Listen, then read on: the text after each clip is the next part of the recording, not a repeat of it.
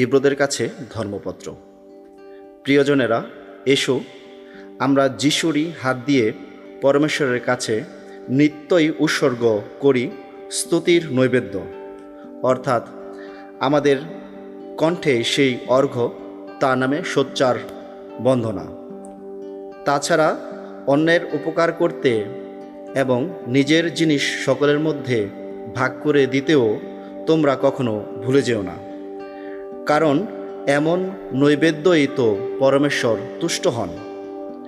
তোমাদের ধর্মনেতাদের কথা তোমরা সর্বদাই মেনে চলো, তাদের প্রতি অনুগত থাকো, কারণ ঈশ্বরকে হিসাব দিতে হবে জেনে তারা যে তোমাদের আত্মার সুরক্ষার ব্যাপারে চিরসজাগ থাকেন।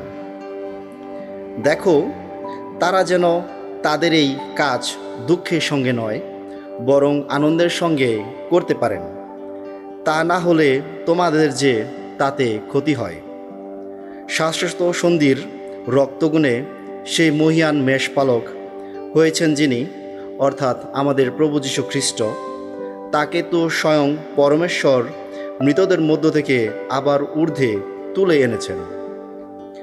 সেই শান্তিবিদাতা পরমেশ্বর এখন সমস্ত সদ্গুণে তোমাদের যেন মণ্ডিতও করতে পারেন, যাতে তোমরা তার ইচ্ছা পালন করতে পারো, যা তাকে সন্তুষ্ট করে।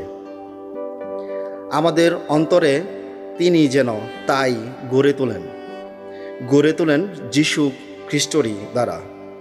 সেই খ্রিস্টই মহিমা কৃতিত্ব হোক চিরদিন চিরকাল। আহা, তাই হোক।